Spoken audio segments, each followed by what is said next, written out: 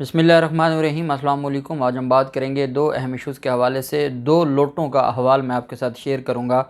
एक नूर आलम ख़ान जो डीसी इस्लामाबाद से जूते खा बैठे हैं और बड़ी तारीख़ी बेइज्जती करवा बैठे हैं, क्योंकि जब आप अपने दायरे से हट कर, अपनी जुरिस्डिक्शन से या अख्तियारात से हट कर कोई काम करते हैं तो ये वही ब्यूरोक्रेट्स हैं जो आपके लगाए हुए हैं, लेकिन जब आप ना पर आ जाएंगे तो वो आपके ही लगाए हुए हैं और वो आपको ऐसा ही जवाब देंगे। कैसे आज नूर आलम ख़ान ने एक गैर कानूनी काम कहा, वो उन्होंने नहीं किया। नूर आलम ख़ान ने पब्लिक अकाउंट्स कमेटी में उसको बुलाया और उसने फिर पब्लिक अकाउंट्स कमेटी में खड़े होकर नूर आलम ख़ान की तारीख़ी बेइज्जती की है। उसकी तफसील मैं आपके साथ शेयर करूँगा। साथ हम बात करेंगे लाहौर से जिन लोटों ने जिस तरीके से उनकी जो ज़िमनी इलेक्शन में वो हिस्सा लेने जा रहे हैं, और ये हिस्सा लेने जा रहे हैं वो जो ज़िमनी इलेक्शन है जिसमें ये इनको ओहदों से और इनकी जो मेंबरशिप थी उसको उससे डिसीट कर दिया गया था। इनकी डिस्क्वालिफ़िकेशन का जो मामला था वो भी आप जानते हैं। अब इनकी तरफ से क्या हुआ कि डिसीट हुए, और जिन लोगों की सपोर्ट करते हुए ये डिसीट हुए थे उसी मुस्लिम लीग नून की टिकट पर ये इलेक्शन लड़ने जा रहे हैं, और अब उनकी नाअहली का मामला आ गया और उनके ख़िलाफ़ दरख्वास्त दायर कर दी गई है नज़ीर चौहान एंड कंपनी के ख़िलाफ़। उसकी तफसील भी मैं आपके साथ शेयर करूँगा। ये ऐसा काम था जो बहुत ज़रूरी था और ये इसी वजह से इनके ख़िलाफ़ ये कार्रवाई शुरू हो गई। और इसमें जो बाकी लोटे हैं, क्योंकि 4 उम्मीदवार हैं जिनके ख़िलाफ़ जिन्होंने जो डिसीट हुए थे और लाहौर से नून लीग की टिकट पर ये इलेक्शन लड़ने जा रहे हैं, तो मेरे ख़्याल में अगर कोई अहम फ़ैसला आ जाता है तो जो 20 के 20 लोटे हैं जिनको मुस्लिम लीग नून टिकटें दे रही है वो सारे के सारे घर बैठ जाएंगे और ये नाअहल होंगे इस कार्रवाई के बाद। उसकी तफसील भी मैं आपके साथ शेयर करूँगा। पहले हम बात कर लेते हैं जो मामला है जिस तरीके से आप जानते हैं मुस्लिम लीग नून का। मुस्लिम लीग नून कन्फ्यूज़ है। मुस्लिम लीग नून का दूसरा आज इजलास हुआ था और उस इजलास में नए फ़ैसले किए गए हैं, और मुस्लिम लीग नून ने कहा है कि जब तक हमें निकाला न जाए, धक्के देकर जब तक हमें निकाला न जाए, हमने हुकूमत नहीं छोड़नी। मुस्लिम लीग नून अब, क्योंकि वो इतने ढीठ हो गए हैं कि उन्होंने 204 रुपये अगर पेट्रोल कर दिया है, जिस तरीके से महंगाई बढ़ती जा रही है, बिजली महंगी होती जा रही है, पानी की किल्लत पैदा होती जा रही है, इन सारे मामलात को अब उनको ये समझ आई है कि ये कौम, अगर हम पेट्रोल महंगा करेंगे तो ये कौम पेट्रोल पंप पर तो पहुंच जाएगी, लाइनें लग जाएंगी, वहाँ ये पेट्रोल पंप वालों के साथ लड़ाई तो करेंगे जब वो पेट्रोल शार्ट कर देंगे या वो देना बंद कर देंगे, लेकिन इस हुकूमत के ख़िलाफ़ ये कौम नहीं निकलेगी। ये कौम बजाय इसके कि ये पेट्रोल पंप्स पर जाए और ये सोचे कि चलें जो पेट्रोल सस्ता है, 204 रुपये पर भी पेट्रोल डलवाने के लिए ये लड़ाई करेंगे और पेट्रोल लाइनों में लग के डलवाएंगे, लेकिन ऐसा नहीं होगा कि ये पेट्रोल पंप्स पर जाने की बजाय सड़कों पर आ जाएं और ये सारे जो लोग हैं ये गाड़ी अपनी सड़कों पर ले आएँ, तो पूरा मुल्क बंद हो जाएगा और पूरी दुनिया को पता चलेगा कि ये पाकिस्तानी है और ये इनका एहतजाज है, कि ये एहतजाजन सड़कों पर आ गए हैं। और सड़कों पर आकर आप अपनी गाड़ियां बंद कर दें, आधे घंटे का दुनिया को दिखा दें सड़क पर आके, सारी कौम अगर एहतजाज करे तो इनको लग पता जाएगा। और ये जो कभी जजेस की मरात बढ़ाते हैं, कभी कर्ज़े देते हैं, कभी ये डिफेंस बजट बढ़ाते हैं, कभी ये अपने जो वज़ीर आज़म हाउस है उसकी तज़ीन व आराइश शुरू कर देते हैं, कभी ये जो हज वज़ारत मज़हबी अमूर है वो हज के लिए अपने 200 ग़ुलामों और मुलाज़मों को भी साथ ले जाते हैं। तो ये सारी चीज़ें तब ही ख़त्म हो सकती हैं, इसके अलावा और कोई चारा नहीं है। अब मुस्लिम लीग नून को ये पता है कि ये हमें को फ़र्क पड़ने वाला नहीं है। निज़ाम अदालती भी हमारे साथ है और इदारे भी हमारे साथ हैं और सारे लोग हमारे साथ हैं, ब्यूरोक्रेसी हमारे साथ है। एक अवाम या इमरान खान हमें कैसे निकाल सकेंगे? जब इमरान खान या अवाम बाहर निकलेंगे, साथ ही अदालती निज़ाम से भी फ़ैसले आना शुरू हो जाएंगे और इदारे भी सामने आ जाएंगे और बड़े बड़े फिर मामलात हो जाएंगे। अब उनको इस बात का यकीन हो गया है। पहले उनको खौफ था और वो खौफ ये था कि कहीं हमें कोई डबल गेम ना हो। अब उनको ये कंफर्म हो गया है कि हम ही नवाज सकते हैं और हमें ही सपोर्ट किया जा रहा है, ये अब उनको कंफर्म हो गया है।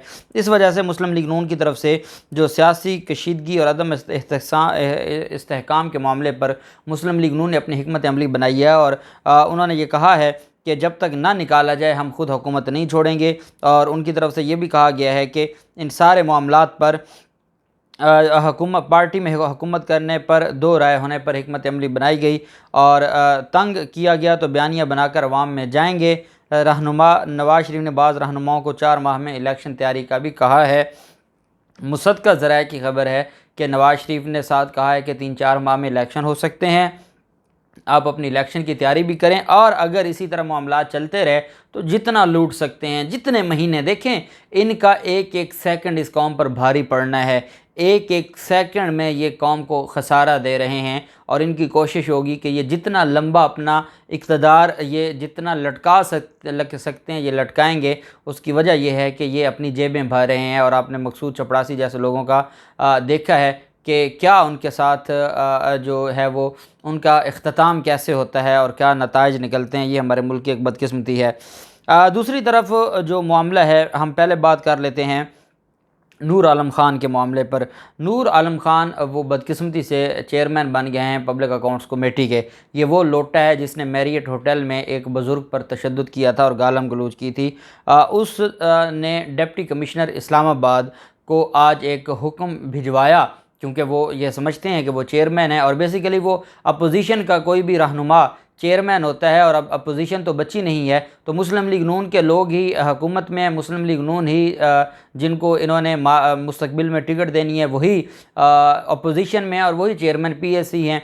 अब चेयरमैन पब्लिक अकाउंट्स कमेटी, जिस तरीके से चेयरमैन नैब को बुलाया, वहाँ उनको बेइज्जत किया, अब इन्होंने डिप्टी कमिश्नर को हुक्म दिया कि उनके एक दोस्त का एक पेट्रोल पंप है जिसको सील किया गया था इस्लामाबाद में, वो कहा कि फ़ौरन उसको जो है वो डीसील करें और मुझे रिपोर्ट करें।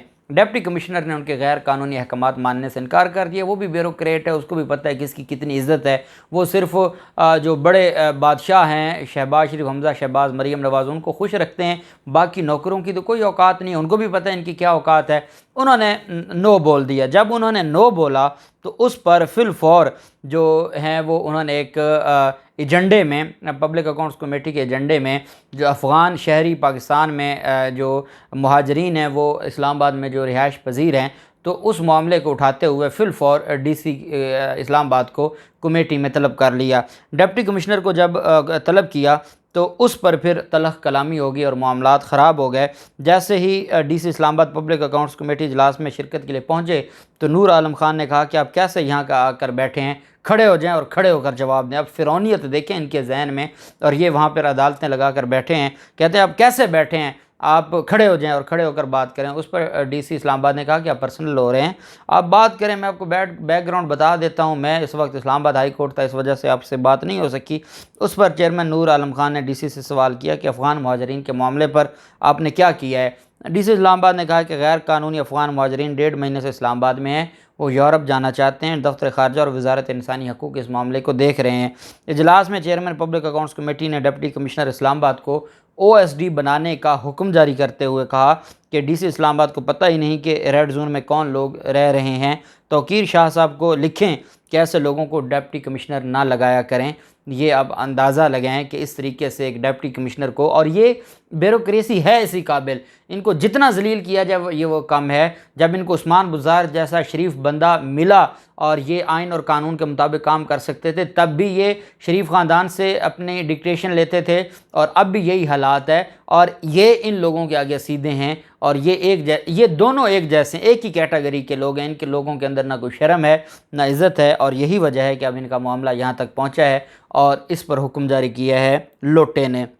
दूसरी तरफ जो मामला है वो है जो अज़हर मिशवानी, जो कि सोशल मीडिया एक्टिविस्ट भी हैं पाकिस्तान तहरीक इंसाफ के, उनकी तरफ से, क्योंकि वो पाकिस्तान तहरीक इंसाफ के PP 167 से उम्मीदवार के लिए भी उन्होंने अपने कागजात नामजदगी जमा करवाए हैं।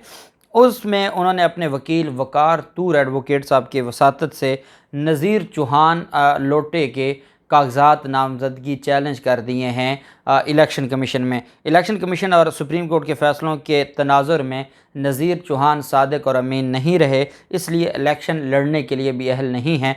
क्योंकि जिसके बारे में अदालत ने कह दिया कि वो ख़ाइन है, उसने ख़यानत की है अपनी जमात के साथ, वो शख्स जो सुप्रीम कोर्ट ऑफ पाकिस्तान जिसे कह रही है कि वो उसने अपनी पार्टी के साथ बेवफाई की है या बददियानती की है, और ऐसे शख्स का वोट कास्ट नहीं होना चाहिए, और ऐसे शख्स को डिसीट कर दिया, वो डिसीट होने के बाद फ़ौरन कैसे इलेक्शन में हिस्सा ले सकता है? वो तो इलेक्शन लड़ने का अहल ही नहीं है, और ये सारे का सारा जो मामला है इसके ऊपर ये दरख्वास्त दायर की गई है। और ये जो दरख्वास्त है ये बड़ी डिटेल में ये दरख्वास्त दायर हुई है, और इसमें बड़ी अहम चीज़ें हैं जिनको सामने रखा गया है। एक तो इसके अंदर ये एप्लीकेशन है under section 62 of the election act 2017 read with article 62 and 63 of the constitution of Pakistan 1973 against Nazir Ahmed Chauhan. और इसमें जो प्रेयर की गई है, अदालत से जो इस्तदा की गई है इलेक्शन कमीशन से, वो ये की गई है, ये before the returning officer by elections 2022 PP 167 Lahore. ये उनको रिटर्निंग ऑफिसर को, पहले रिटर्निंग ऑफिसर को दरख्वास्त जाती है, फिर इलेक्शन ट्राइब्यूनल को दरख्वास्त जाएगी, और फिर हाई कोर्ट जाती है, और फिर ये मामला सुप्रीम कोर्ट जा सकता है। तो ये दरख्वास्त दायर की है, और इस दरख्वास्त में ये कहा गया है कि इनको सादिक और अमीन नहीं हैं। आप जानते हैं कि जिनके बारे में आर्टिकल 63A पर एक इतनी अहम और तफसीली जजमेंट आ चुकी हो, और इस वजह से कहा गया हो कि जो आर्टिकल 17 है उसके तहत इन्होंने अपनी पार्टी के साथ बदयांती की है, ख़यानत की है, तो क्या एक ख़ाइन आदमी जिसके बारे में अदालत ये डिक्लेरेशन दे दे कि जो आर्टिकल 63A की खिलाफ वर्जी करेगा वो और नो कॉन्फिडेंस मोशन में जिसके खिलाफ डिक्लेरेशन आएगा आर्टिकल 63A का, वो ख़ाइन या बदयानत है, और उसने अपनी बेवफाई की है अपनी जमात के साथ, तो वो कैसे सादिक और अमीन रह सकता है? क्योंकि आर्टिकल 62(1)(f ये कहता है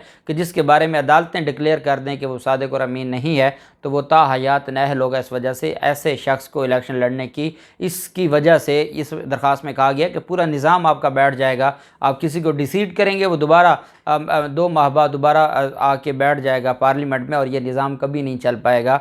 बड़ी अहम दरख्वास्त दायर की गई है, देखते हैं इसके ऊपर कल क्या होता है, और कल जो समाअत होगी उसका भी हवाला आपके साथ शेयर करूँगा। अल्लाह पाक पाकिस्तान का हामी नासिर हो। बहुत शुक्रिया। अल्लाह हाफिज़। पाकिस्तान जिंदाबाद।